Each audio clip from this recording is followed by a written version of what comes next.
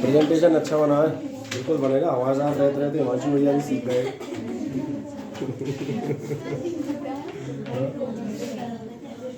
चलिए unit 8 start करते हैं आपके लिए, चैप्टर नंबर 13। चलो प्रियंका शर्मा आए, न्यूक्लियस से रिलेटेड उनके अंदर छोटी छोटी बातें आपसे डिस्कस करेंगे। सबसे पहले आपका सिलेबस बता देता हूँ एक सेकंड में। सिलेबस आपका रिवाइज्ड सिलेबस में ध्यान से देखना। इतना पार्ट आपका रेडियो एक्टिविटी, अल्फा बीटा और गामा पार्टिकल्स, ये आपका हटा दिए गए। और इनको हटाने का रीज़न ये, केमिस्ट्री में भी रेडियो एक्टिविटी में आते हैं अल्फा बीटा गामा पार्टिकल, तो इनके बारे में जनरल जानकारी आप वहाँ से भी पढ़ लेते हैं। तो ये टॉपिक जो था हम कहते हैं रिपीट था दोनों सब्जेक्ट्स में, ठीक है। आप जब अपना सिलेबस एंड हो जाएगा तो जब कभी कोई कहेगा तो इसमें ध्यान रखना, एक मुझे लॉ बता देना, वो अलग से बता दूंगा। एक रेडियो एक्टिव डिके लॉ आता है मैथमेटिकल फॉर्म, वो 12th के पर्पज से नहीं बता रहा हूँ, वो कभी आप देखेंगे पिछले सालों में से क्वेश्चन आते रहे ये अलग अलग एग्जामिनेशन में, तो उनके लिए फिर उसको अपन अलग से बता भी देंगे, ठीक है ना। ये आप मुझे ध्यान दिलाना, कब ध्यान दिलाओगे? फरवरी एंड यानी कि मार्च में, जब अपन ख़त्म कर लेंगे। तब तक हम लोग बात कर लेते हैं composition and size of nucleus पे। कंपोजिशन और साइज ऑफ न्यूक्लियस पे बात करोगे तो दो छोटी छोटी बातें बताते हैं। छोटी छोटी हैं, नाम से छोटी नहीं, एक्चुअल में भी छोटी हैं। न्यूक्लियस क्या होता है, कोई बताएगा?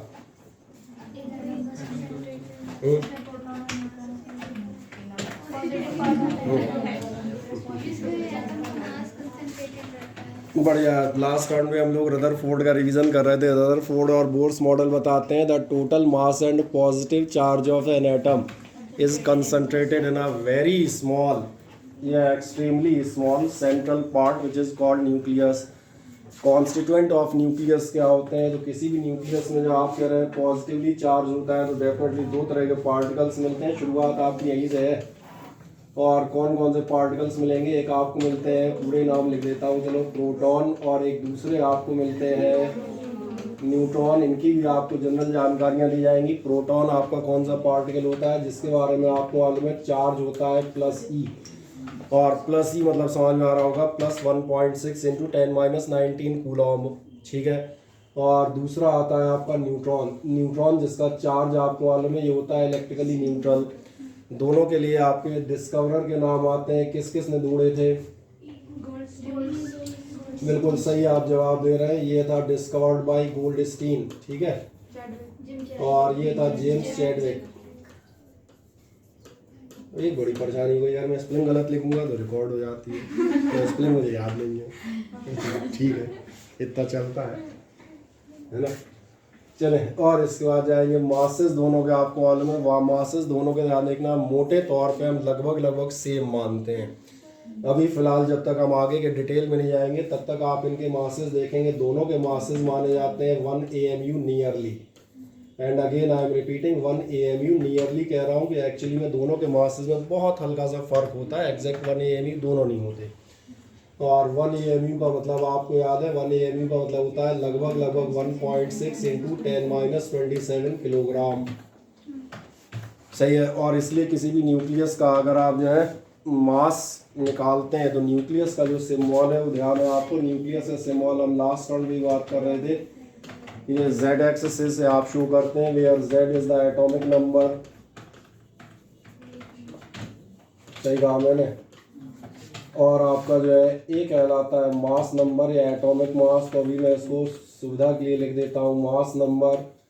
ये जो आपका ए होता है यही ए आपको बताता है P+N। और इसलिए जब हम रफली बात कर रहे होते हैं, रफली मतलब जब हम बात कर रहे होते हैं अपने सबसे फेवरेट एलिमेंट सोडियम के बारे में जो होता है 1123।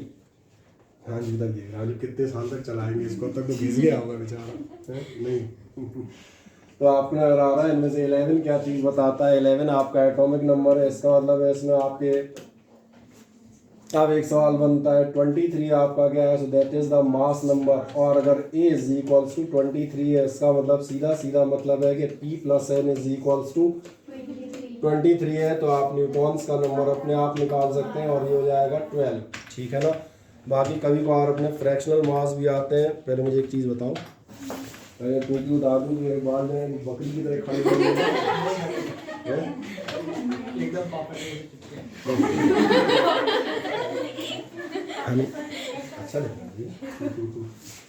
चले, तो मैं अगली बात कर रहा था, मैंने कहा n इज इक्वल्स टू 12 आपको मिल जाएगा, है ना। बाकी मैंने कहा राउंड जब आप देखोगे एक्चुअली, तो जो मैं शुरुआत में बात कर रहा था, दोनों 1 AMU एग्जैक्ट नहीं होते। हाइड्रोजन का आपको मालूम है 1.008 आप ले रहे होते हैं, एक तो ये आता है। दूसरा नंबर ये 1.008 आने का रीज़न ये है कि आपके दोनों जो मास है जो एग्जैक्ट 1 AMU नहीं होते, फिर हम उन पर बात करेंगे 1.007 इस टाइप से रहते हैं। तीसरी चीज़ आप देखना, यहाँ पर एक चीज़ और बताएगी, क्लोरीन सरी की चीज़ों का मास होता है 35.5। इसका मतलब है, आप देखना इसका एटॉमिक नंबर है 17। तो मुझे ऐसा लगता है इसका मतलब ये है कि इसमें 17 तो प्रोटॉन होते हैं और न्यूट्रॉन होते हैं 18.5, नहीं होते कि हाँ हाँ या ना ना, तो फिर क्या होता है?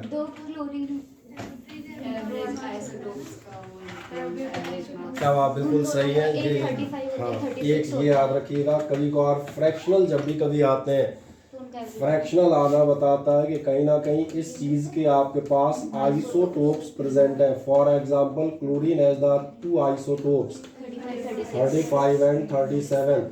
और सपोज करें कोई भी एक आइसोटोप आपका x% है, तो दूसरा हो जाएगा 100 माइनस x%, भाई एक 10% है, दूसरा 90 होगा। तो ये जो आपका मास आप निकालते हैं, ये मास नंबर आप कैसे निकाल रहे थे ध्यान देखना, ये आप निकालते हैं x% ऑफ A1। A1 से मेरा मतलब है जो भी 35 है, और plus 100 minus x% of A2। तो इन दोनों का जो आप मीन ले रहे हो, ये मीन आपका कितना आता है, ये एवरेज है, ये एक्चुअली एवरेज मास है 35.5 का। ये मतलब मैंने कहा कतई नहीं है कि आप सोचो इसमें प्रोटॉन 17 है और न्यूट्रॉन आपने कितने डाल रखे हैं 18.5।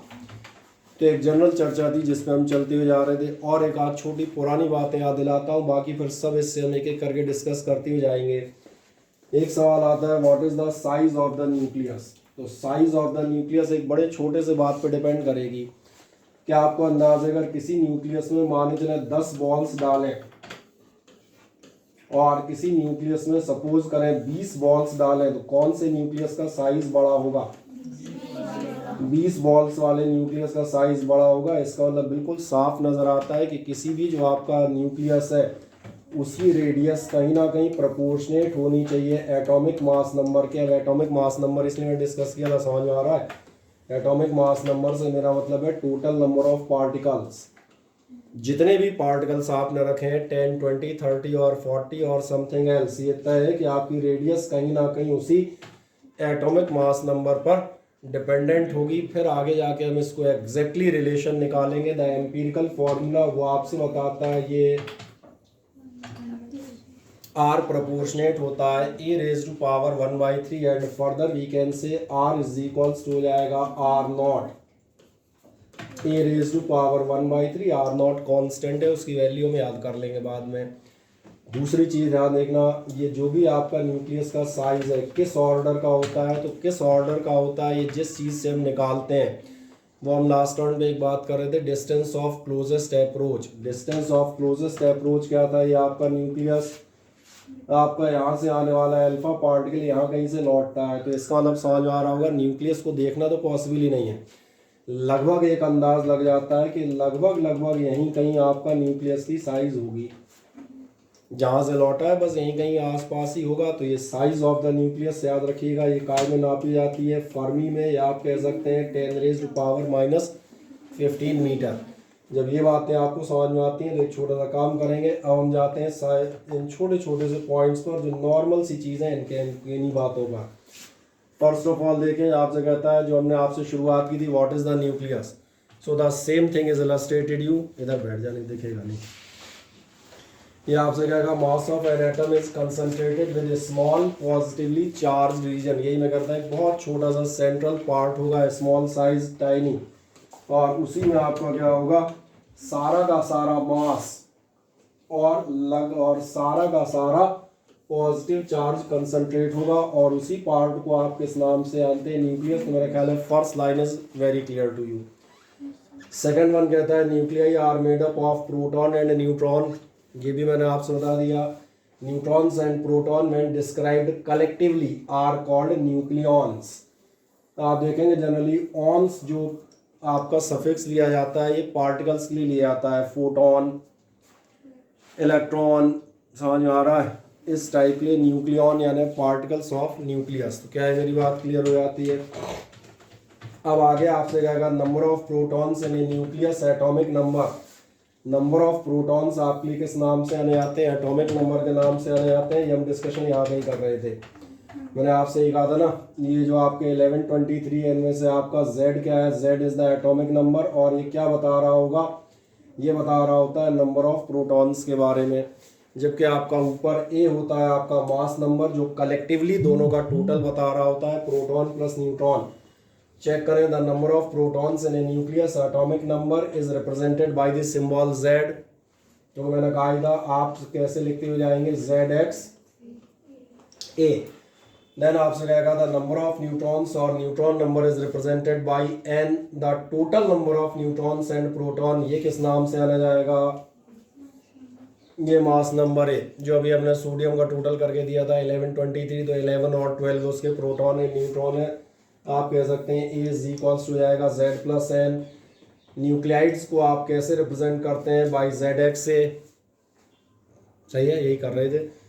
Where X denotes the chemical symbol of the element, वो जो भी हो, सोडियम, पोटेशियम एटसेट्रा।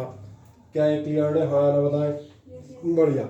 देन आती है atomic mass unit. Atomic mass unit की आपको डेफिनेशन याद होगी, आप बहुत टाइम से पढ़ रहे होंगे। एटॉमिक मास यूनिट हम कहते हैं जब भी आप 9th से ही आए होंगे। जैसे फॉर एग्जांपल मैं एक सिंपल सी बात करता हूँ, कहीं भी हम ले लें, और मैंने चलो मान चला हूँ कुछ और पकड़ो, सोडियम बहुत दिन होगा, मैग्नीशियम ले लेते हैं। मैग्नीशियम आप कितना लेंगे, 1224। आपके मैग्नीशियम एटम का मास 24 है, ये तय है। तो जब मैग्नीशियम का एटॉमिक मास 24 है, सो द क्वेश्चन अपीयर्स 24 क्या, ग्राम, किलोग्राम, क्विंटल, टन, मिलीग्राम, क्या। तो ये आता है AMU। अभी मैं आपसे डिस्कस कर रहा था प्रोटॉन और न्यूट्रॉन दोनों का मास नियरली, मैंने कहा था कितना मानते हैं, 1 AMU। जब हम डिटेल में उतरेंगे तो दोनों का फिर एकदम 4th place of the decimal तक एग्जैक्ट लेंगे। ये जो आप मास मेजर कर रहे होते हैं या आप काय में करते हैं, AMU या सिंपल U भी लिख देती है NCERT। ये AMU का हमारे लिए क्या मीनिंग है, एटॉमिक मास यूनिट। अब सवाल आता है एटॉमिक मास यूनिट हम मानेंगे कितनी, तो एटॉमिक मास यूनिट में आपकी मानी जाती है 1.6, जो भी मैंने थोड़ी देर पहले लिखा था, 1.6 इंटू 10⁻27 kg। अब तुम पूछोगे इतनी क्यों मानी भाई, इस डिजिट में क्या खास बात थी, कुछ नहीं। एटॉमिक मास यूनिट इसलिए मान ली, एक्चुअली AMU नापा जाता है, ध्यान देखना, mass in comparison to the carbon 12 atom. Mass को हमेशा किसी भी एटम के मास को हम किसके कंपैरिजन में मेजर करते हैं, कार्बन का मास दिख रहा है कितना है, 12, ऊपर ही लिखा हुआ है। क्या आपका ध्यान जाता है, 1/12 पार्ट इसका कितना हो जाएगा, 1/12 of 12, that will become 1। So that is the definition of 1 AMU। 1 AMU की आप डेफिनेशन के क्या दे देते हैं, 1/12 पार्ट।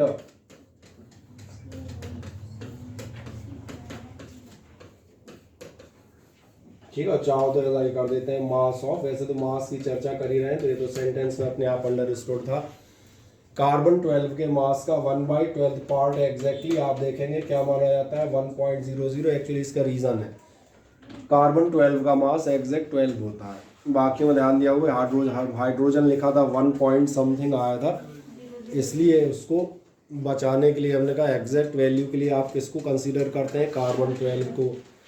क्या ये AMU का मीनिंग समझ में आ जाता है, हाँ ना बताएं। और इसी बात में जो आप पीछे जाएंगे तो यही आपसे बताएगा एटॉमिक मास यूनिट क्या है, the unit in which atomic and nuclear masses are measured. वो आपके लिए किस नाम से आने जाती है, एटॉमिक मास यूनिट, या आप कह सकते हैं यूनिफाइड मास यूनिट, एक ही बात है। यूनिट भी इसलिए कहलाती है, सिंपल सी। सवाल बनाए कि AMU होता कितना है, तो जो हम बात कर रहे थे, एक AMU आपका कितना होगा, 1/12 ऑफ मास ऑफ 6C12। तो दिख रहा है 12 का 1/12 कितना आना चाहिए, 1 आना चाहिए। तो वही डेफिनेशन मौजूद है, ये 1 AMU होगा। और किलोग्राम में कितना हो जाएगा, 1.66 इंटू 10⁻27 किलोग्राम। क्या ये वैल्यू याद रहेंगी, हाँ या ना? अब सवाल आया निकालोगे कैसे, तो निकालना बहुत आसान है। निकालना इसलिए आसान है कि क्या आपने वो एवोगैड्रो नंबर सुना हुआ है? क्या होता है एवोगैड्रो नंबर?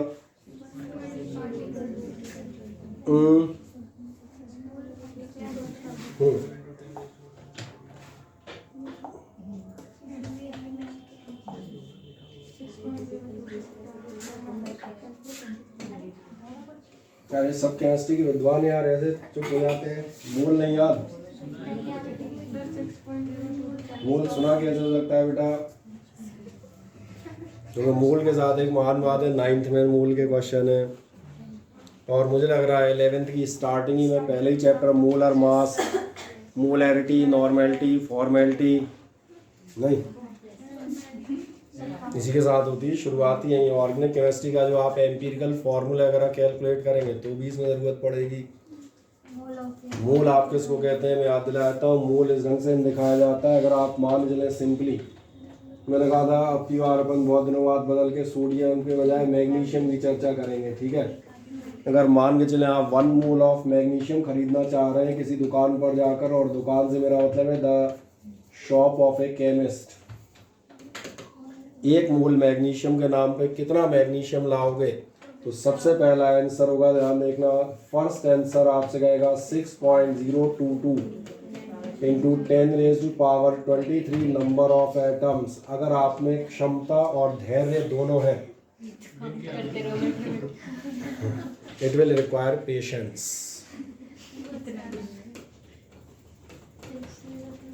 तो आप इतने एटम्स या इतने मॉलिक्यूल्स आप मैग्नीशियम के काउंट कर लें, that will be known as the.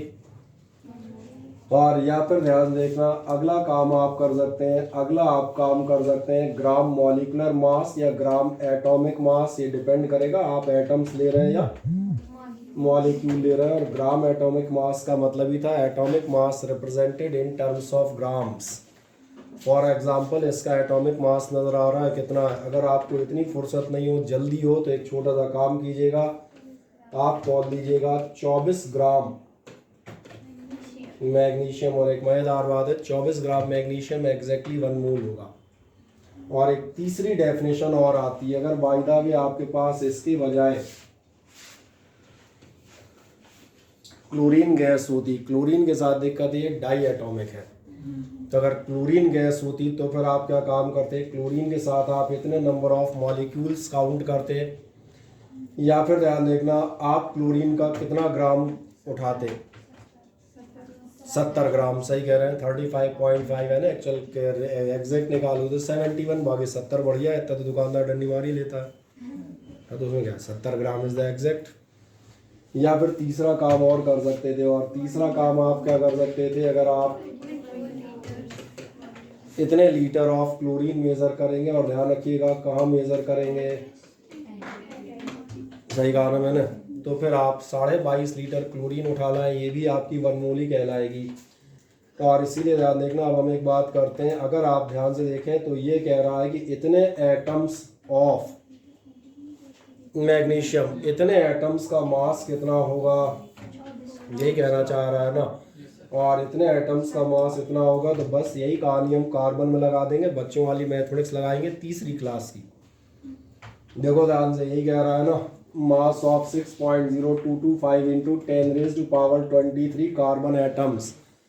इतने कार्बन एटम्स, एक्चुअली ये जो कार्बन एटम है, ये कौन से कार्बन एटम है, ये कैपिटल एन लिखें, कैपिटल एन से एवोगैड्रो नंबर लिखते हैं, तो याद है ना। एवोगैड्रो नंबर के बराबर अगर आप कार्बन एटम लेंगे तो उनका मास कितना हो जाएगा, 12 ग्राम।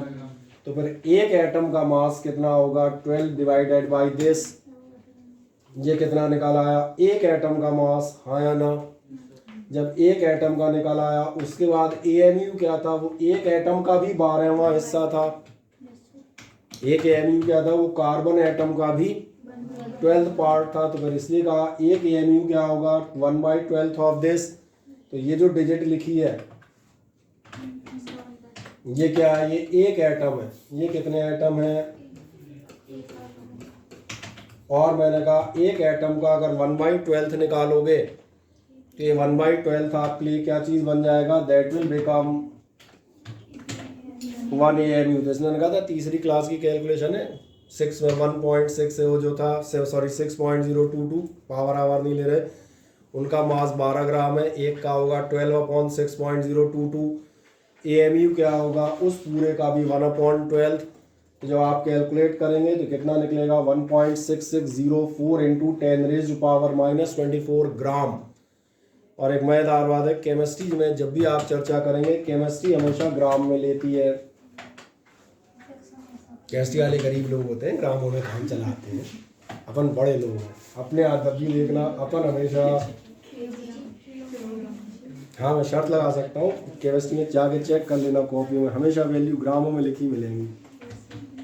और कभी भी आप फिजिक्स चेक करना, फिजिक्स की वैल्यू हमेशा, है ना, तो इससे साबित हो जाता है physics is greater than the chemistry, heavier than the chemistry. ठीक है ना, ये प्रूव करना बहुत आसान है। अब आए, ठीक है, केमिस्ट्री वाले सर बहुत बता देना, बता देना शाम के 4 आ गया प्रोफेसर केमिस्ट्री बुराई कर रहे थे, क्या थोड़ा होता है। चले नेक्स्ट आप आएंगे तो चले AMU क्लियर हो जाता है। दो बातें क्लियर हो गई, प्रोटॉन न्यूट्रॉन होंगे, न्यूक्लियॉन कहलाएंगे। जब आप मास नापेंगे AMU में नापा जाएगा 1/12 ऑफ कार्बन एटम।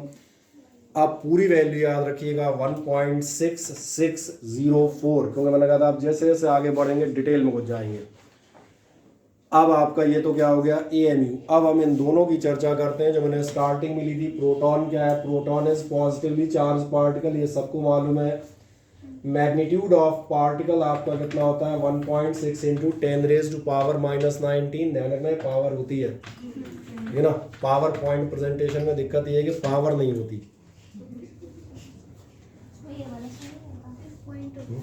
अब इतनी गंदगी कौन फैलाएगा, ये लगाओ फिर अपन अंडरस्टूड में समझ जाते हैं ना। मास ऑफ 1 प्रोटॉन, ध्यान से देखो, मास ऑफ 1 प्रोटॉन पे जब जाओगे तब तुम्हें एक मजेदार बात नजर आएगी, ये 1 AMU नहीं है,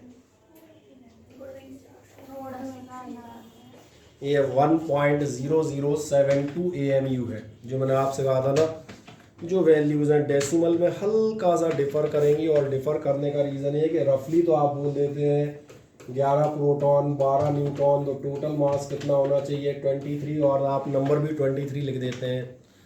लेकिन एग्जैक्टली जब डिटेल में घुसोगे प्लेसेस ऑफ द डेसिमल तो ये क्या होंगे, थोड़ा सा बदलेंगे। बाकी इनके चूंकि हमें नॉर्मल लाइफ में ज़रूरत नहीं पड़ती तो हम इन पे जाते नहीं हैं।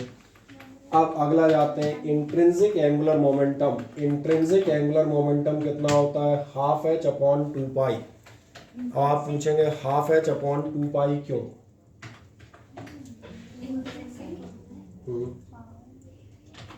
क्योंकि तुम्हारी फंडामेंटल तो वैसे ही कमजोर है। अभी हम बात करते हैं एटॉमिक स्ट्रक्चर जो हमने पढ़ाया, हमने तो अपना वाला पढ़ाया था जो फिजिक्स में, मैं तुमसे थोड़ी चर्चा केमिस्ट्री कर देता हूँ। हो गया? चलो मुझे बताओ, ये एक मोटा सा इलेक्ट्रॉन ये यहाँ कहीं घूम रहा है, ठीक है। जब ये घूम रहा होता है इसके लिए आप 4 क्वांटम नंबर देते हैं। कौन कौन से 4 क्वांटम नंबर होते हैं बताएं?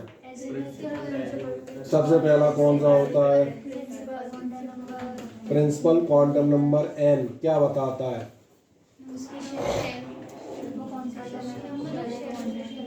ये शेल बताता है, सही कह रहे हैं। और अब शेल से भी बेहतर कहूँगा, ये बताता है एनर्जी लेवल। बढ़िया। दूसरा क्वांटम नंबर कौन सा होता है? Azimuthal quantum number. बढ़िया। एजीमुथल क्वांटम नंबर क्या चीज़ बता रहा होता है? SPDF बता रहा होता है। मतलब ये अब मुझे बताएं SPDF में ये जो मैथमेटिकल वैल्यू आती है एजीमुथल क्वांटम नंबर की, ये क्या शो करती है? ये आप में से कोई मुझे बताएगा एग्जैक्टली बताती क्या है?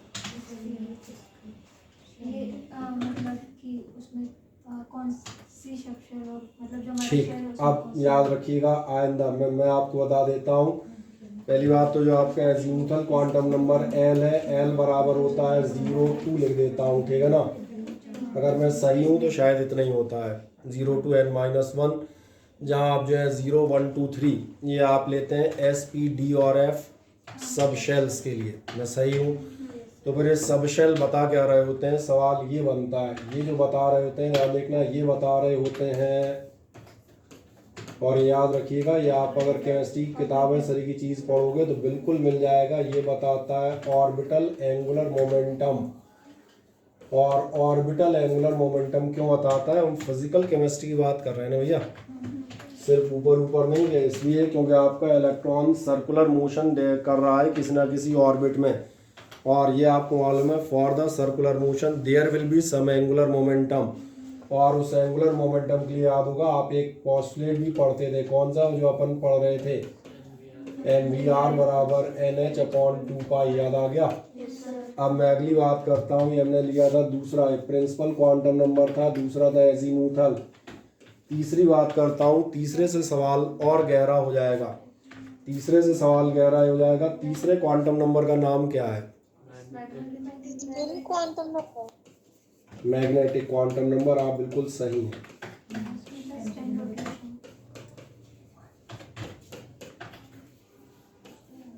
अब मैं आपको अगली चीज़ बताता हूँ, मुझे ये मत बताइएगा कि मैग्नेटिक क्वांटम नंबर जो है वो आपका -L से लेके +L तक होता है, कुल मिला के इसकी 12+1 वैल्यूज़ होती हैं, ये तो मुझे भी मालूम है, सही ना। फॉर एग्जांपल अगर हम p ऑर्बिटल पे चले जाए, जैसे अपने को याद है s का मतलब होता था 0, p का मतलब होता था 1, d का मतलब हुआ करता था 2, d में बहुत ज़्यादा नाम हो जाएंगे, p पे ले लेता हूँ। अगर p आप रखेंगे तो p के लिए आपका क्या होगा, l बराबर होगी 1, यानी हम कहते हैं p के लिए आपका क्या होगा, l बराबर 1 होगा।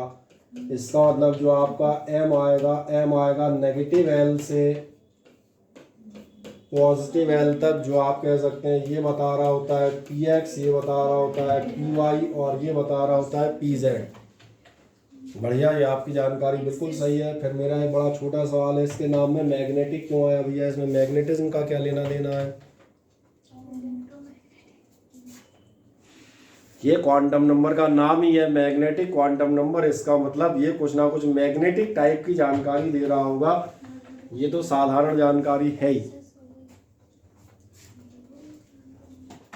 ठीक है, मैं आपको बताता हूँ, कल आप मुझे एक पेपर दिखा रहे थे लास्ट टर्म में, मुझे याद है, उसमें किसी ने पूछा था कि आप जो इलेक्ट्रॉन का है मैग्नेटिक मोमेंट कैलकुलेट करें।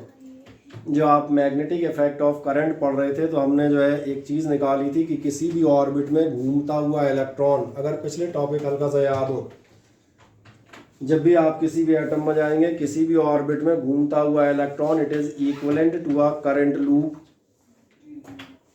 Moving electron forms the current, ये करंट लूप के इक्विवेलेंट है। नंबर सेकंड, अगर बोर मैग्नेट्रॉन भूल गए हो तो भी मैं सिंपल भाषा में बात करता हूँ, क्या मैग्नेटिक इफेक्ट का एक आध शुरुआत तो याद है, बायो-सैवर्ट लॉ, अगर कोई करंट लूप है तो उसकी वजह से मैग्नेटिज्म डेवलप होगा, और मैग्नेटिज्म डेवलप होगा तो मैग्नेटिज्म आपका दिया जाता है, मैग्नेटिक मोमेंट दिया जाता था NIA, चूँकि एक ही इलेक्ट्रॉन है तो N हटा लेते थे, IA कह देते थे। अब तो समझ में आ रहा है, इसका मतलब किसी भी एटम में जो है इलेक्ट्रॉन रिवॉल्व कर रहे हैं, they will behave as a very small size current loop. Sorry, मैं मैग्नेटिक इफेक्ट रिवाइज करूंगा तो फिर से बताऊंगा, उस समय मैं तुमसे दोबारा ये सवाल पूछूंगा, तब मुझे सही सही बताना, ठीक है। और मैंने कहा अगली चीज़, अगर ये रिवॉल्व कर रहे हैं तो इसका मतलब मैग्नेटिक इफेक्ट होगा, these will act as the magnetic dipole. Magnetic dipole में ये भी बताया था क्लॉकवाइज और एंटी क्लॉकवाइज लगते हैं, क्लॉकवाइज मतलब अंदर, समझ आ गया ना। अब थोड़ी थोड़ी याददाश्त वापस आई, चलो ठीक है। इसका मतलब याद देखना है, जो मैग्नेटिक क्वांटम नंबर होता है ये हकीकत में बता क्या रहा होता है, ये हकीकत में इसकी वैल्यू बता रही होती है मैग्नेटिक मोमेंट ऑफ इलेक्ट्रॉन, ये बता रहा होता है जो आपका ऑर्बिट में इलेक्ट्रॉन घूम रहा है उसका मैग्नेटिक मोमेंट कितना है। और लास्ट चौथा जो क्वांटम नंबर है, फोर्थ क्वांटम नंबर, वो है आपका स्पिन क्वांटम नंबर। आपने कभी ध्यान नहीं दिया, क्वांटम का मतलब ही होता है पैकेट ऑफ एनर्जी या पैकेट ऑफ समथिंग, तो ये क्वांटम पैकेटाइजेशन ही तो बताता है, ये बताता है मैग्नेटिक मोमेंट की इतनी वैल्यू होगी तो ये होगा, इतनी वैल्यू होगी, अलग अलग स्टेट डिवाइड है, मेरी बात समझ में आती है। और मैं जाता हूँ spin quantum number. Spin quantum number क्या चीज़ बताता है, लोग आप सीधा सीधा बताते हैं S बराबर +½ होता है सर, -½ होता है। मैंने कहा मतलब, बोले मतलब अगर इलेक्ट्रॉन सीधा खड़ा है तो बोले +½ हो गया और गलती से गिर गया, तो बोले माइनस हाफ हो गया, खत्म बात।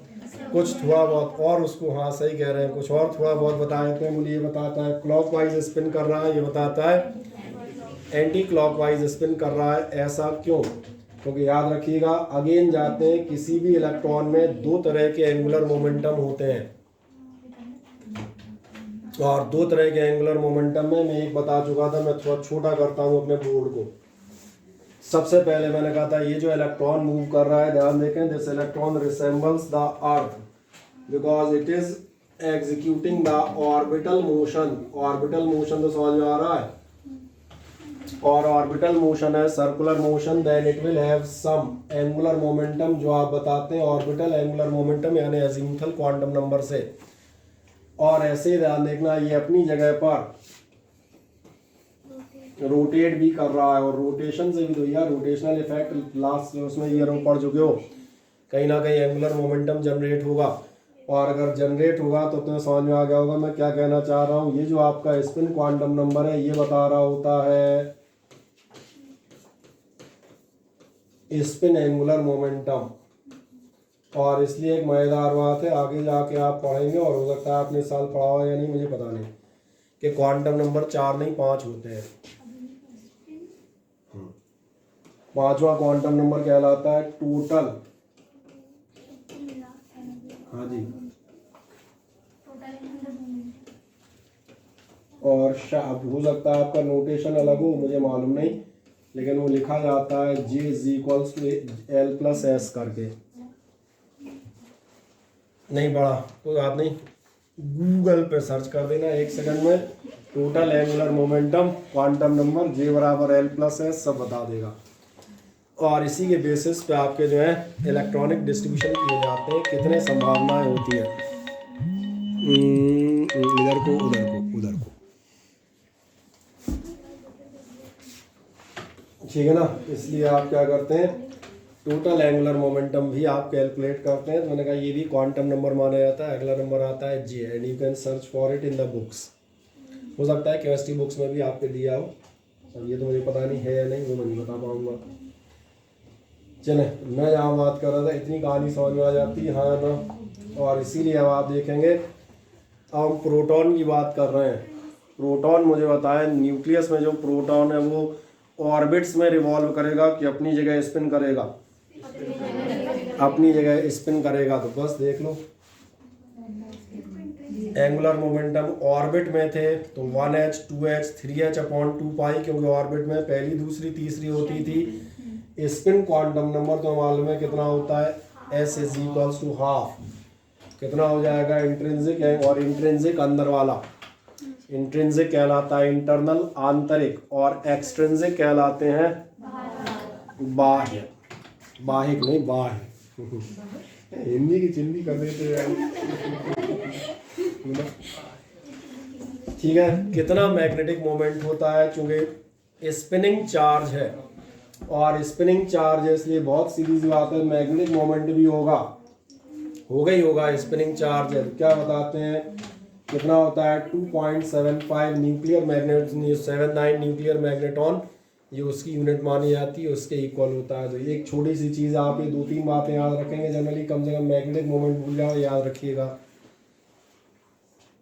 अब हम जाएंगे अगले नंबर पे। अगला न्यूट्रॉन। न्यूट्रॉन कौन है, fundamental particle which is essential constituent of all nuclei.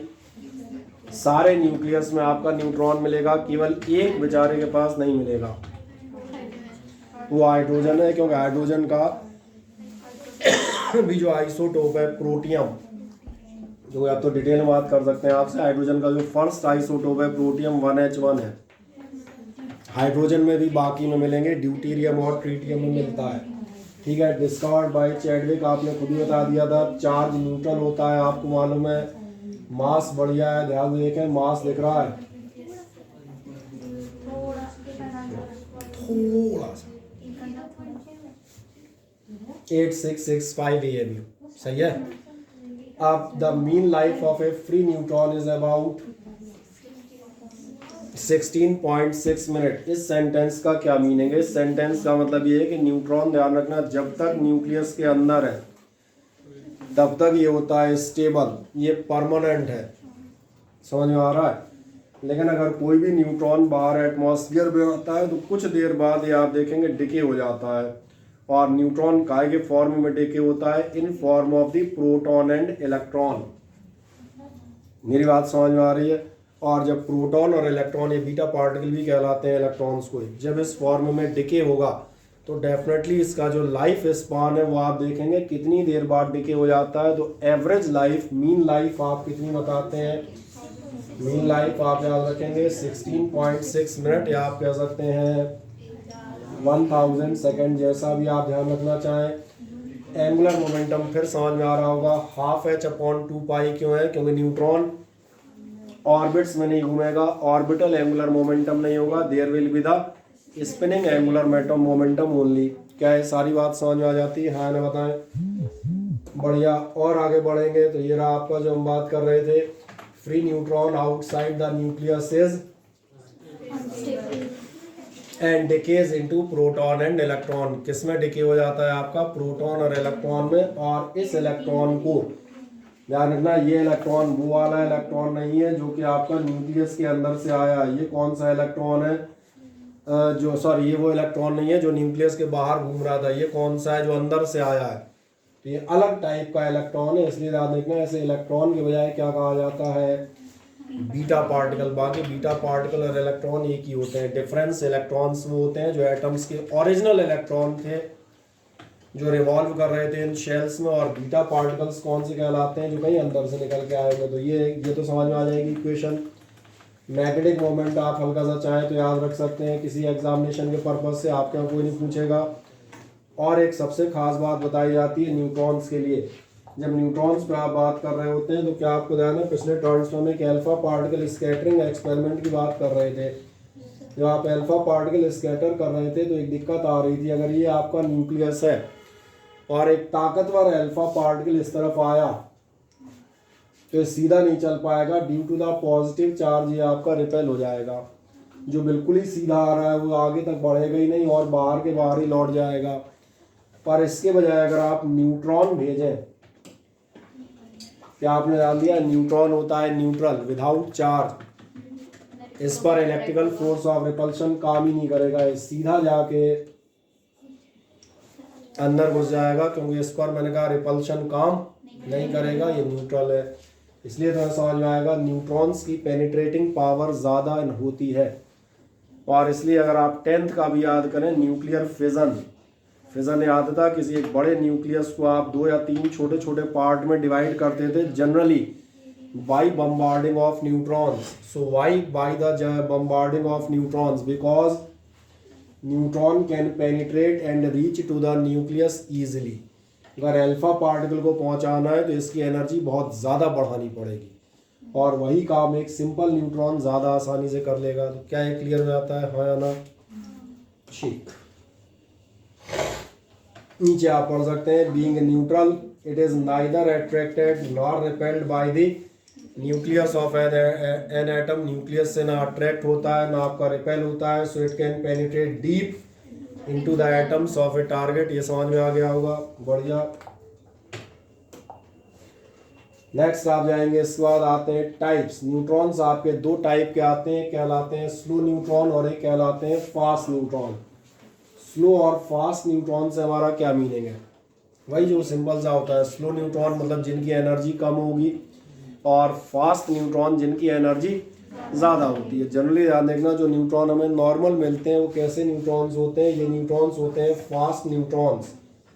और फास्ट न्यूट्रॉन्स होते हैं, तो यहाँ पर एक छोटी सी बात बताता हूँ।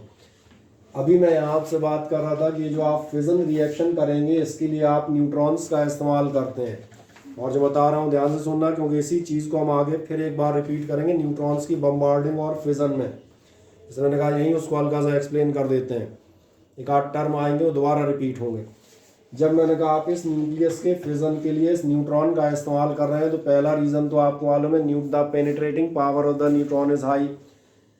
अब दिक्कत ये आती है, अगर ये फास्ट न्यूट्रॉन है, मैंने कहा था कैसा न्यूट्रॉन है, अगर ये फास्ट न्यूट्रॉन है तो इसके साथ एक ट्रबल आएगी। फास्ट न्यूट्रॉन क्या होगा, आप देखना, इधर से आके इधर से होता हुआ आर पार निकल जाएगा।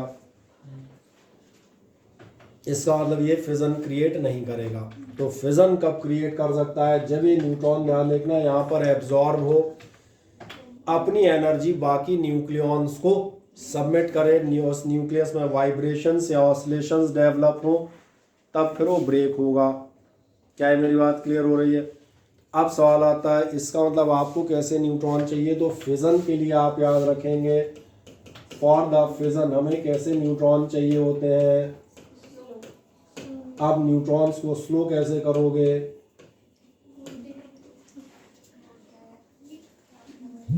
ब्रेक तो होता नहीं है इनमें।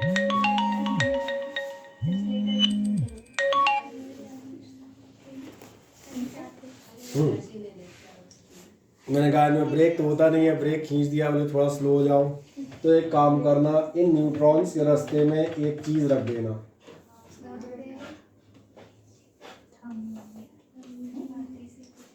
ये हो सकती है आपका DTO बोले तो heavy water, the water of isotope deuterium. ये हो सकती है, सही कह रहे हैं आप। चलो वैक्स लिख देता हूँ, पैराफिन लिखने की जगह नहीं है ना। पैराफिन इसलिए कहते हैं, वैक्स दो टाइप की होती है, एक खाने वाली और एक घिसने वाली। खाने वाली वैक्स नहीं मालूम कौन सी होती है? यस, हनी बी वैक्स, मधुमक्खियों के छत्ते से निकलने वाली वैक्स, ऑर्गेनिक वैक्स। तमाम सारे आयुर्वेदिक जो हम कहते हैं दुनिया की दवाइयाँ बनती हैं उनमें डाली जाती है। सही है। जैसे गोंद भी हम बताएं, खाने वाली होती है और एक लगाने वाली होती है।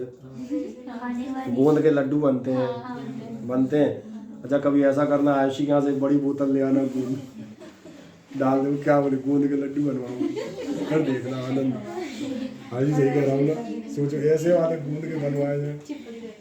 वो कौन सी कंपनी, कैमलिन का आता है, कैमलिन ही है ना, उसका एक इतनी बड़ी बोतल आती है।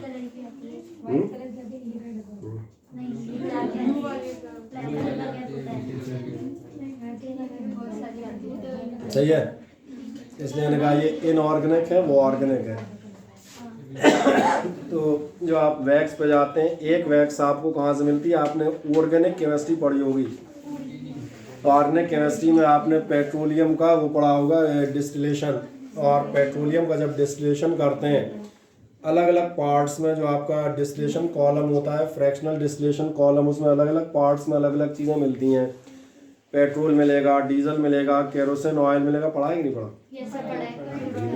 कुछ तो पढ़ा है। और इसमें जब लास्ट में जाएंगे तो लास्ट में आप देखेंगे, लास्ट के जो आपके उत्पाद होते हैं, प्रोडक्ट्स, उनमें आता है मिट्टी का तेल यानी कि केरोसिन ऑयल, और आती है पैराफिन वैक्स। पैराफिन वैक्स जिससे बनती हैं मोमबत्तियाँ, वो पैराफिन वैक्स है। समझ आ गया? उसको मत खा लेना, नहीं तो अस्पताल ले जाना पड़ेगा। इसने कहा पैराफिन वैक्स क्या होता है, ध्यान देखना है। सारे मॉलिक्यूल्स ऐसे हैं, जब आपके न्यूट्रॉन्स यहाँ पर आते हैं तो ये बराबर यहाँ पर करते हैं कॉलिजन्स, और जब कॉलिजन करेंगे तो फिर याद दिलाता हूँ, कॉलिजन से kinetic energy of these neutrons, ये काय के फॉर्म में आपकी लॉस होगी इन फॉर्म ऑफ हीट। और इसके बाद यहाँ से आपका न्यूट्रॉन कैसा हो जाता है, काइनेटिक एनर्जी लूज करके आया है, ये हो जाता है स्लो। और मीन टाइम ये जो आपका मटेरियल था, इस मटेरियल का नाम मैं याद दिला देता हूँ,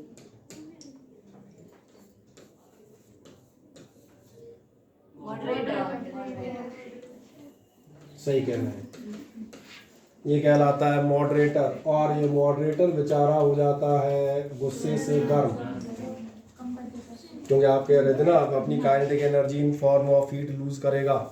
और इसलिए ध्यान देखना, यहाँ से जो गरम गरम न्यूट्रॉन निकलते हैं, इनको कहा जाता है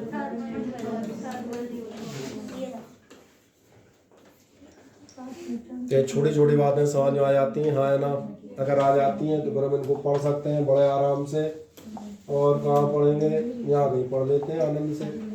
क्या बता रहा है आपको? पहली बात तो न्यूट्रॉन दो टाइप्स बताएगा, स्लो और फास्ट न्यूट्रॉन, ये मैंने डिस्कस कर दिया। Both are fully capable of penetrating our nucleus and causing the artificial disintegration। artificial disintegration जिसको अभी मैंने कहा था फिजन या ऐसी कोई भी कार्रवाई, तोड़ फोड़, समझ आ गया। अब अगले नंबर पे जाते हैं, fast neutrons can be converted into slow neutrons. Fast वालों को भी आप स्लो न्यूट्रॉन में कन्वर्ट कर सकते हैं, कोई दिक्कत वाली बात नहीं। लेकिन क्या कहेगा, बाई सर्टेन मटेरियल कॉल्ड, और इन मटेरियल को क्या कॉल्ड, मॉडरेटर्स। मिल गया नाम। ये मटेरियल आपके क्या कहलाते हैं, मॉडरेटर। अभी आगे न्यूक्लियर रिएक्टर फिजन पढ़ोगे तो वहाँ क्वेश्चन ही बनेगा व्हाट इज ए मॉडरेटर, तो यही बताएंगे। इसमें मैंने कहा था 2 मिनट ध्यान से देख लो, आगे फिर इसको रिपीट कर देंगे जल्दी से। ठीक, कौन कौन से होंगे, paraffin wax, heavy water, graphite. When fast moving neutrons pass through a moderator, जब भी पास करेंगे तो क्या होगा, they collide with the molecules of the moderator. यहाँ पर मैं आपसे क्या कह रहा था, यहाँ पर आपके होंगे कॉलिजन्स। कॉलिजन का रिजल्ट क्या आएगा, काइनेटिक एनर्जी काय के फॉर्म में इवॉल्व होगी, in the form of heat. आगे बढ़े, they collide with the molecules of the moderator so the energy of moving neutron decreases, इसकी कम हो जाएगी। तो गई कहाँ का जवाब है ना, while that of the molecules of the moderator increases, उसकी इंक्रीज हो जाएगी। After some time they both attain same energy level. ये भी मालूम है एनर्जी का ट्रांजैक्शन तभी तक होता है जब तक दोनों इक्विलिब्रियम में नहीं आ जाए। ठीक है, the neutrons are then in thermal equilibrium with the molecules of moderator and are called thermal neutrons. बढ़िया। अब जो खास बात है, ये कभी कभार किसी अच्छे एग्जामिनेशन में ऑब्जेक्टिव में पूछ लिया जाएगा। और ये क्या पूछ लिया जाएगा, एनर्जी ऑफ थर्मल न्यूट्रॉन लगभग कितनी होती है। तो एनर्जी ऑफ थर्मल न्यूट्रॉन भैया ये डाटा है, इसको समझाएंगे नहीं, इसको तो तुम्हें याद करना है। कितनी होती है, 0.025 इलेक्ट्रॉन वोल्ट के ऑर्डर की, और स्पीड लगभग कितनी होती है, 2 किलोमीटर पर सेकंड की। ठीक है, और 2 किलोमीटर पर सेकंड का मतलब समझ में आ रहा है, मतलब जब आप कहेंगे हैं तब तक तो गोले मंदिर खड़ा हो जाएगा जाके, समझ में आएगा ना, यही मतलब होता है इसका। चले, अब इसके बाद हम बात करेंगे कुछ छोटी छोटी मनोरंजक डिफरेंट टाइप ऑफ न्यूक्लियाई। तुमने से इतने कि कितने लोग हैं जिन्हें आइसोटोप का मतलब नहीं मालूम। अरे देख के नहीं, पीछे क्या देख रहे हो। हाँ, कुछ ऐसे ही देख रहे हैं, शायद दिख जाए, सामने खड़े हुए हैं बोले आगे है। आइसोटोप आपके कौन से कहलाते थे, अभी नहीं कह रहे थे, हाइड्रोजन आइसोटोप, प्रोटियम, ड्यूटेरियम और ट्रीटियम। ऐसे एलिमेंट्स, सॉरी ऐसे एटम्स या न्यूक्लियाई जिनका एटॉमिक नंबर सेम होगा, या आप कह सकते हैं नंबर ऑफ प्रोटॉन सेम होंगे, बट द मास नंबर यानी कि total number of proton and neutron ये डिफर करेंगे, वो आपके लिए कहलाते हैं आइसोटोप। इसीलिए इनकी फिजिकल प्रॉपर्टीज डिफर कर सकती हैं, बट केमिकल प्रॉपर्टीज हमेशा कैसी होंगी, सेम। और तो बहुत सारे पढ़े होंगे, 6C12, 6C14, हाइड्रोजन की बता ही रहा था, क्लोरीन के भी तुम लोग फ्रैक्शनल में बता रहे थे, क्लोरीन 35, क्लोरीन 37, बस यही बता देंगे, हमने क्या बता पाएंगे।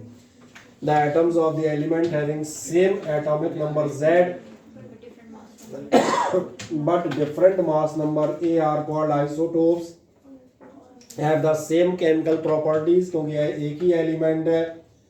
कुछ एग्जाम्पल है, 1H1, 1H2, 1H3, A216, A217, A218।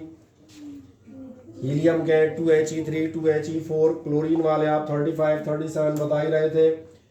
Uranium का 235, 238। ठीक है ना, ये अपने को आगे काम में आएंगे, क्योंकि ये वाला होता है, ध्यान रखना, स्टेबल, और इसको हम कहते हैं अनस्टेबल, या और बेहतर वर्ड ले लेता हूँ अब, क्योंकि अब तो अपन यही वाला चैप्टर पढ़ रहे हैं ना। ये ध्यान रखना, ये कैसा होता है, इजीली फिजनेबल। ये रिएक्टिव होता है, न्यूक्लियस आसानी से इसका फिजन हो जाता है, तो न्यूक्लियर फिजन में हम इसी का इस्तेमाल करेंगे। ये कैसा होगा, ये स्टेबल होगा, इसका फिजन इतना आसान नहीं होता। तो ये मैंने आज जस्ट बता दिया, याद रखेंगे, कोई दिक्कत नहीं, बाकी अलग से हम डिटेल में पढ़ेंगे। देन एवरेज और फ्रैक्शनल एटॉमिक मास, ये सवाल मैंने आपसे पूछ लिया था, याद आता है कहाँ पूछा था, जैसे आज शुरुआत में हम जहाँ डिस्कस कर रहे थे वहाँ कहीं पूछा था। अब शुरुआत कहाँ चली गई,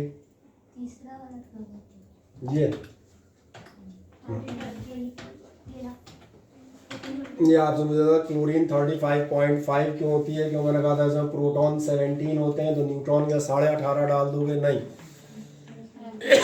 ये बताता है क्लोरीन के आपके 2 अलग अलग आइसोटोप्स हैं, उनका वेटेड मीन लेंगे, और जो एवरेज लेंगे वो कैसा आएगा, वो फ्रैक्शनल आएगा। फिर वो अलग अलग है, किसी में फ्रैक्शन क्या आता है वो डिपेंड करेगा। क्या है कहानी समझ में आती है? हाँ है ना, बढ़िया। अगर ये समझ में आता है तो फिर अब मैं कहाँ जाऊँ? Naturally occurring elements are mixtures of many isotopes, सही है, in a different proportions. Some of the isotopes of an element are stable and some other isotopes are unstable. बस एक बात याद रखिएगा, कभी बार एक घूमते हुए क्वेश्चन के लिए, जब भी आप ये फ्रैक्शनल एटॉमिक मास या एवरेज एटॉमिक मास कैलकुलेट करते हैं तो उन्हीं को कंसीडर कीजिएगा जो स्टेबल है। नहीं आया समझ में? जो अनस्टेबल है उनको आप एटॉमिक मास की कैलकुलेशन में शामिल नहीं करते भैया, जिनका खुद का भविष्य खतरे में है। समझ मेरी बात आ गई ना? सिंपल लॉजिक यही बता देता हूँ, याद रहेगा। तो इसलिए आपसे कहा जाएगा कुछ आइसोटोप अनस्टेबल होते हैं। The relative abundance of the, abundance माने मालूम है? पाया जाना। जैसे आपसे पूछा जाता होगा अर्थ क्रस्ट में सबसे एबंडेंट मेटल कौन सी है?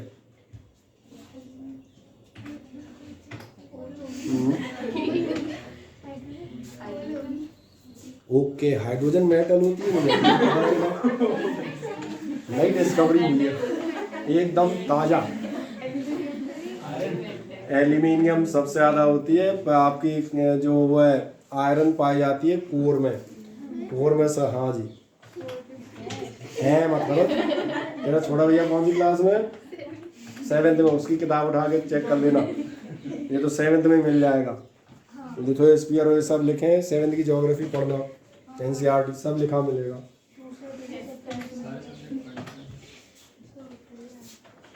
सारे सब्जेक्ट पढ़ के यहाँ तक आ गए। या फिर ऐसा स्वीकार करो, नहीं सर हम तो निकल करके आए, ऐसा सुना था इसने कहा।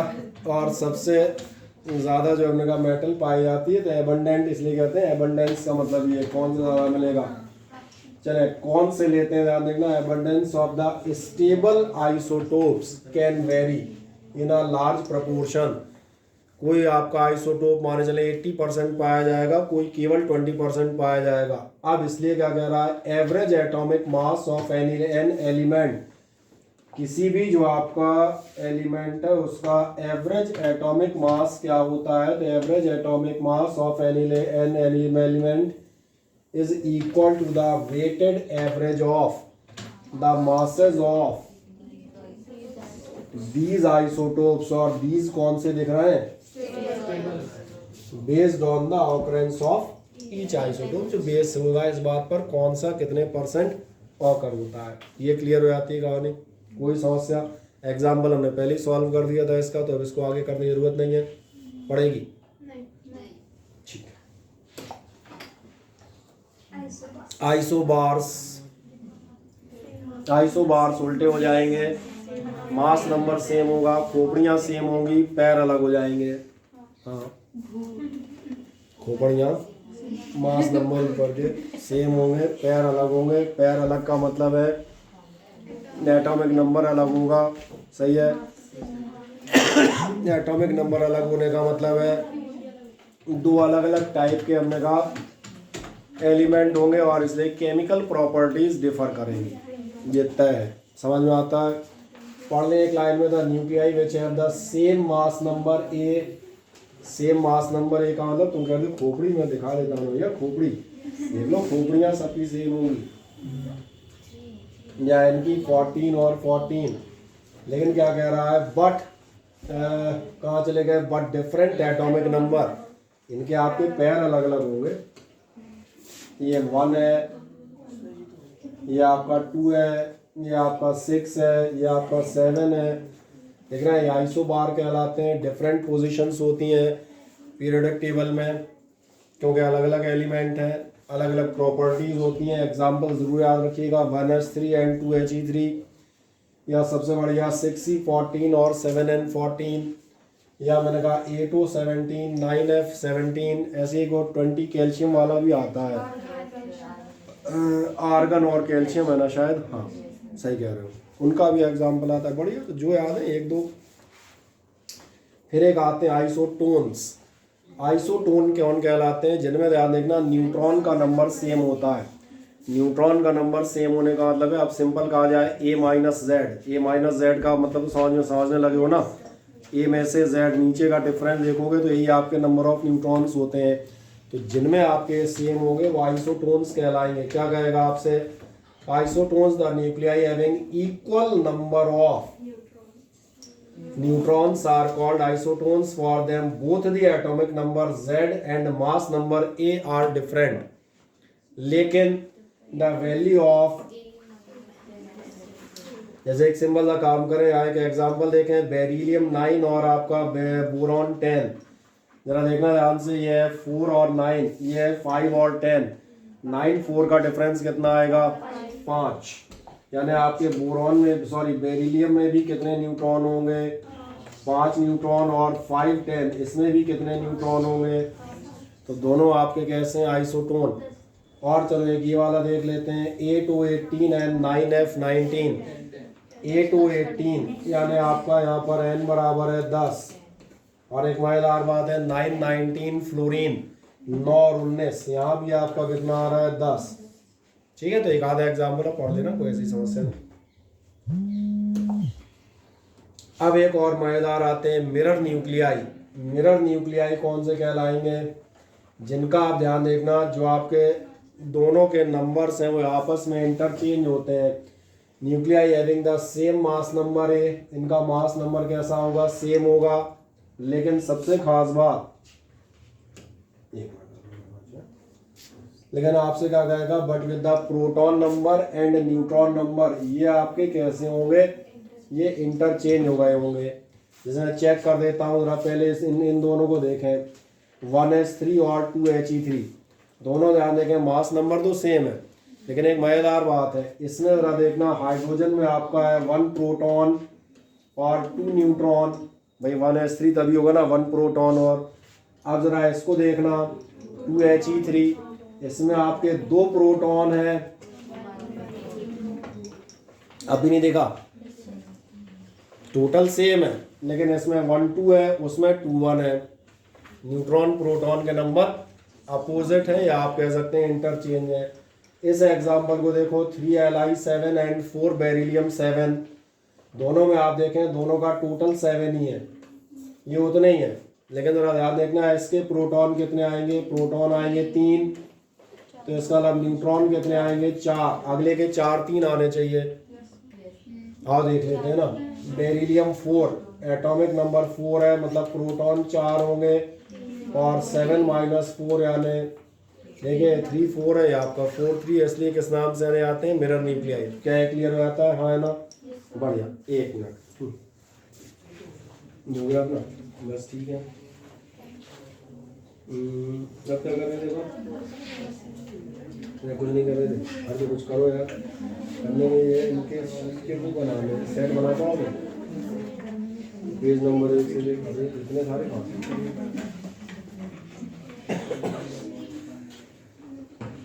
काम करना होगा, उनको 4 पेज रखो, ठीक है, पहले 4, हाँ उसको लग रहा था पीछे आना पड़ेगा बेंच पे, नहीं आप फैला नहीं पाओगे, आराम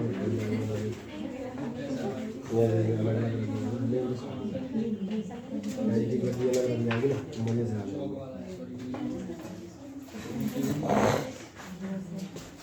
चले, क्या इतना क्लियर हो गया, मिरर न्यूक्लियाई हाँ ना बताएं। अब आते हैं साइज ऑफ न्यूक्लियाई, ये भी आपका याद आएगा, साइज ऑफ न्यूक्लियाई मैंने शुरुआत में आपसे पूछा था, मैंने कहा था आपके किसी न्यूक्लियाई में मैंने कहा था 10 बॉल्स डाली जाए और किसी में 20 बॉल डाली जाए, किसकी साइज बड़ी होगी, 20 वाले की बड़ी होगी। नॉर्मल सा सवाल है, इसमें इतना सोच के क्या जवाब देना है, सही है ना, बस यही बता देता है। क्या बता देता है, एक्सपेरिमेंटल रिजल्ट्स इंडिकेट करते हैं that the nuclear radius is proportionals to a⁻⁴, और a आपको मालूम है मास नंबर है, यानी total number of balls, proton and neutron. a is the mass number of nucleus, यानी आपको मिलता है r प्रोपोर्शनेट a1/3। चलो इधर उधर हो गया है, इसको सीधा लिख देता हूँ, ये वैसे वहाँ भी लिखा था, r प्रोपोर्शनेट क्या होगा, ये आप कह सकते हैं अगर इक्वेट करोगे तो ये मैंने कहा था ये होगा कांस्टेंट, बाद में आप इसकी वैल्यू याद रखेंगे 1.2 इंटू 10⁻15 और 10⁻15 इसलिए क्योंकि आपसे कहा था न्यूक्लियर का जो साइज है उसका ऑर्डर फर्मी यानी कि 10⁻15 मीटर के ऑर्डर में होता है। ये क्लियर हो जाता है, बढ़िया। Heavier nuclei are bigger in size than lighter nuclei. हाँ ये वही 20-10 वाली बात ही तो कर रहा हूँ, ये इतनी इम्पोर्टेंट बात थोड़ा लिखी है। चले अब आपसे कहता है डेंसिटी। डेंसिटी याद है, डेंसिटी क्या होती थी? डेंसिटी की वही डेफिनेशन काम करेगी जिंदगी भर से काम करती आई है। कौन सी डेफिनेशन? मास पर यूनिट वॉल्यूम। और मास पर यूनिट वॉल्यूम पे बात करोगे तो इसमें भी तो हम यही आएंगे। डेंसिटी ऑफ न्यूक्लियस क्या होगी? Mass of the nucleus upon volume. देख लें न्यूक्लियर डेंसिटी क्या है? Mass of nucleus volume of nucleus. Mass कितना होगा? ma। अब ma मतलब ए तो मालूम है नंबर ऑफ बॉल्स। ए मतलब नंबर ऑफ बॉल्स, इसीलिए सिंपल कह रहा हूं ताकि आप समझ में आए। मैं कहीं नहीं कह रहा मास नंबर। ए बताता है टोटल नंबर ऑफ बॉल्स जो भी प्रोटॉन न्यूट्रॉन के फॉर्म में। एक बॉल का मास मान लें m है तो 10 का कितना होगा? समझ में आ गया होगा। अपॉन वॉल्यूम, वॉल्यूम क्या होगा? 4/3 r³। चलो हल्का सा इधर एक लाइन और बढ़ा देते हैं किसी के लिए दिक्कत आए तो। क्या होगा ध्यान देखना, मास ऑफ न्यूक्लियस हो जाएगा ma और अपॉन में होगा वॉल्यूम तो याद है ना 4/3 पाई r³। अभी जस्ट पिछली शीट में हमने देखा और शुरुआत में देखा r काय के बराबर था, ये r ये बराबर था r0 e⁻³ 1/3।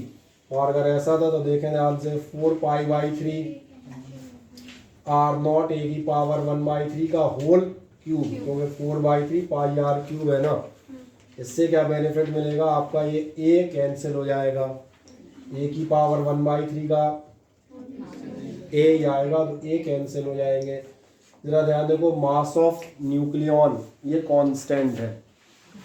Mass of nucleon constant होता है, राउंड अप ले लें 1 mu। समझ आ रहा है? कोई भी न्यूक्लियॉन 2 mu और 4.5 mu का नहीं होगा। 4/3 पाई कांस्टेंट्स है। r0 अभी एक सेकंड पहले कर दे 1.2 Fermi, it is a constant. मतलब आप ध्यान देखो न्यूक्लियर डेंसिटी कांस्टेंट होती है। ये आपसे पूछा जाता है show that the density of all the nucleus is a constant या density does not depend on the mass number a। समझ में आ रहा है कैसे? सारे न्यूक्लियस a आपने चाहे जो रखा हो, चाहे 10 रखा हो, चाहे 100 रखा हो, ये तो कैंसिल हो गया, a पर डिपेंड नहीं कर रही, सबकी डेंसिटी कांस्टेंट है। तो क्या है? क्लियर है। और बाद में जब आप इनकी वैल्यू रख देंगे, m मालूम ही था, मास ऑफ प्रोटॉन वही 1.66 10⁻27। बस इसमें ज्यादा अंदर तक नहीं गए, 2 डिजिट सबकी सेम होती हैं वही लिए हैं। और पाई मालूम है, r0 मालूम है, अगर आप रख देंगे तो ये कितना आता है 10⁻17 kg पर मीटर क्यूब के ऑर्डर में। तो ये कभी बार निकालने के लिए आ जाता है कि आप न्यूक्लियर डेंसिटी कैलकुलेट करें। इस वैल्यू को मैंने कहा हल्का सा याद रखिएगा, आप बेहतर रहेंगे। ठीक, ये क्वेश्चन आपके आया हुआ क्वेश्चन है एग्जामिनेशन से, हर बार इसके नाम बदल जाते हैं। मैंने कहा था सैंपल पेपर पलटोगे तो यही क्वेश्चन 3 बार अलग अलग ढंग से दिखेगा। What is the nuclear density? Show that it is the order of 10⁻17 kg। समझ में आ रहा है? What is nuclear density? Prove that it is independent of the mass number. या आप बताएं कि the nuclear density of all the nuclei remain same और कांस्टेंट। घूम फिर के वो यही है, किसी भी लैंग्वेज में आ जाओ क्वेश्चन इज द सेम, केवल ईयर वाइज हमने कहा लैंग्वेज बदल जाती है, दैट्स ऑल। यही आपसे लिखा है rho is independent of A, it means ठीक है, is maximum at its centre and decreases as we move outwards from the nucleus.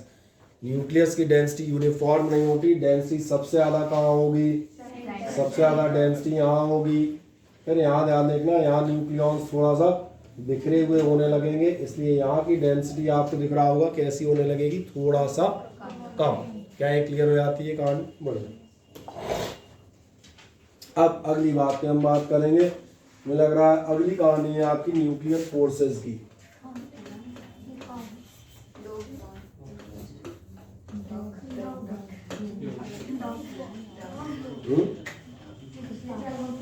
Dog bone analogy, आप सही कह रहे हैं। चल इसको 2 मिनट में एनालाइज कर देते हैं, आए बात करते हैं। क्या आपको ध्यान है कि जब आप किसी भी न्यूक्लियस की चर्चा करते हैं, इतनी देर में आपको समझ में आ गया होगा, किसी भी न्यूक्लियस के अंदर न्यूट्रॉन मौजूद रहते हैं। 2 मिनट के लिए न्यूट्रॉन्स को भूलें कि आपका ऐसा ध्यान है, प्रोटॉन मौजूद रहते हैं और 2 प्रोटॉन आपस में एक दूसरे के परफेक्ट एनिमी होते हैं, because both are positively charge, they are place very close to each other. इसका मतलब हर न्यूक्लियस में आपके पास क्या होगा, एक हैवी इलेक्ट्रिकल रिपल्शन होगा कूलॉम्बियन फोर्स के चलते। क्या है मेरी बात समझ में आती है? इसका मतलब है न्यूक्लियस आपका कभी बनना ही नहीं चाहिए। न्यूक्लियस बनने से पहले उछल उछल के मेढक की तरह से बाहर हो जाएंगे। हाँ तो आ गया। तुम सोचो, तुमसे कह दिया जाए 10 कंचों का एक ढेर लगा दो, तुम में से कोई ऐसा है जो 10 कंचे का ढेर लगा पाए? फिसल जाएंगे। और जब 10 कंचे अगर सारे के सारे कंचे पॉजिटिवली चार्ज कर दिया है तो सोचो क्या होगा। तो हम बताएं कैसी स्थिति हो जाएगी। कभी पॉपकॉर्न बनाए?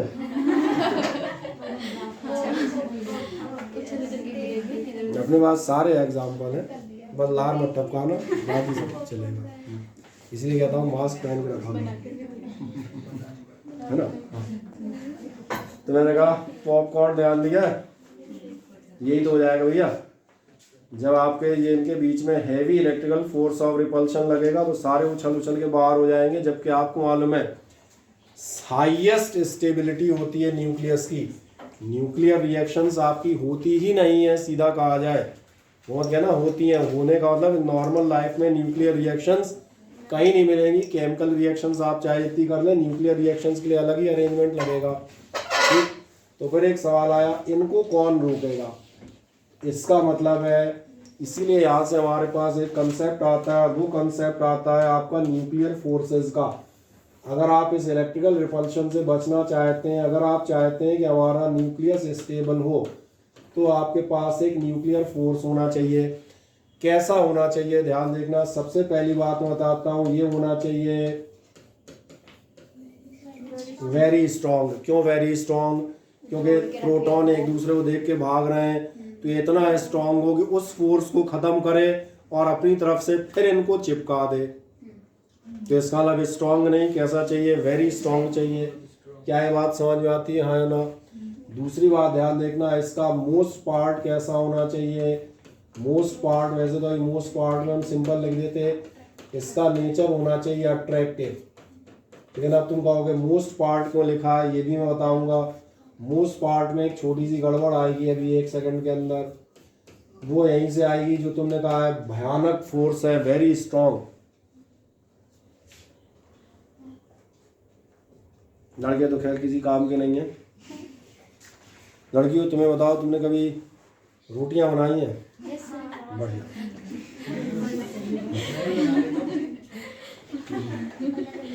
बेटा वो रोटियां नहीं, नक्शे कहलाते हैं। Bangladesh, Burma, Bhutan, half China, जो गोल बनाने की तुम टेक्निक लगाते हो ना, हम 25 साल पहले इस्तेमाल करते थे। मैंने रोटी मारी, कटोरी उठा के एग्जैक्ट परफेक्ट सर्कल। और उसके बाद जो है, उसके बाद इंजेक्शन जो हवा भर रहे हैं, बोले क्यों? बोले फूल रही है देता। ये सब इंजीनियरिंग के दौरान ये सारे टेक्निकल एक्सपेरिमेंट हम ऑलरेडी कर चुके हैं।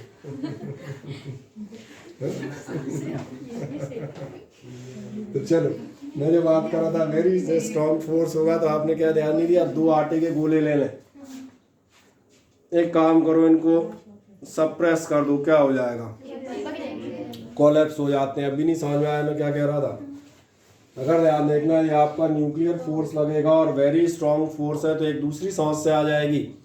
आपके प्रोटॉन तो शायद फिर भी सधे रहें, क्योंकि बीच में थोड़ा रिपल्शन है। तुमने ध्यान नहीं दिया, बीच में चाहे गरीब टाइप न्यूट्रॉन भी मौजूद है जिनमें रिपल्शन है ही नहीं। तो इतना स्ट्रॉन्ग फोर्स क्या करेगा? इनको कोलैप्स कर देगा। तो इसका मतलब एक फाइनल पार्ट इनका कहा जाएगा कहीं ना कहीं कैसा होना चाहिए? वो आपका अट्रैक्टिव भी होना चाहिए, सॉरी रिपल्सिव भी होना चाहिए। इसलिए जब भी कभी आप न्यूक्लियर फोर्सेस की बात करते हैं तो ध्यान देखना, अब एक फेमस ग्राफ आएगा जिसकी चर्चा अभी पिछले किसी टर्न पे मैं आपको पोटेंशियल और टोटल एनर्जी पढ़ा रहा था तब आया था, याद आ गया? ये बताता है जब आपके दो प्रोटॉन्स बहुत ज्यादा डिस्टेंस पे हैं,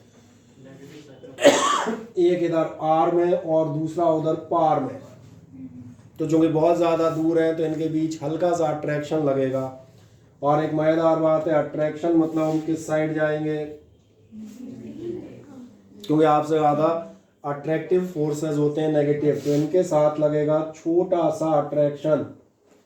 अब मान के चलें ये प्रोटॉन अगर थोड़ा सा पास आते जाए तो तुम्हारा ध्यान जा रहा होगा इनके बीच का अट्रैक्शन बढ़ता जाएगा, और जब इनके बीच का अट्रैक्शन बढ़ेगा तो अपना ग्राफ चला जाएगा यहाँ, और यहाँ से वही खतरा आ जाएगा जो मैं आपसे पूछ रहा था। इतना हैवी अट्रैक्टिव फोर्स क्या करेगा, इन्हें कोलैप्स कर देगा। तो ठीक यहाँ कहीं आकर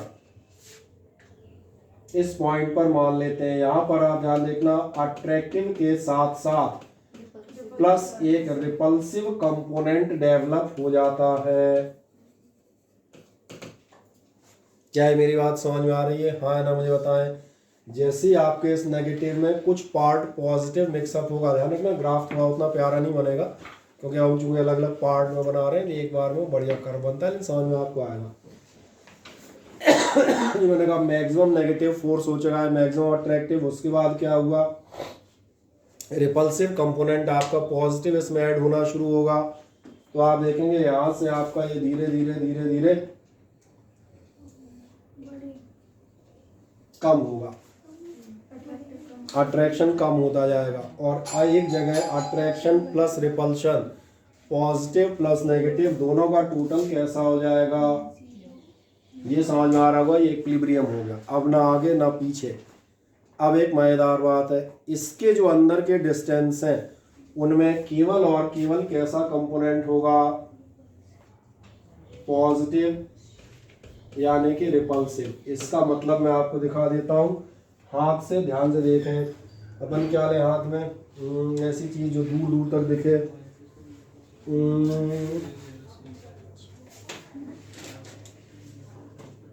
चलो दो बोतलें नहीं आए, दो ले लेते हैं छोटे छोटे, ये काम करेंगे। ध्यान देखना जब आपके दो प्रोटॉन्स आप देखना सफिशिएंट डिस्टेंस पर हैं तो इनके बीच का स्ट्रॉन्ग न्यूक्लियर फोर्स कैसा होना चाहिए, अट्रैक्टिव, ताकि इनको बांधे रखे और एक दूसरे जोड़े रखे। जब आप यहाँ पास लाते आएंगे तो समझ में आ रहा होगा फोर्स का इफेक्ट बढ़ता जाएगा, यहाँ आके आपका फोर्स मैक्सिमम हो जाएगा, यहाँ से खतरा हो गया।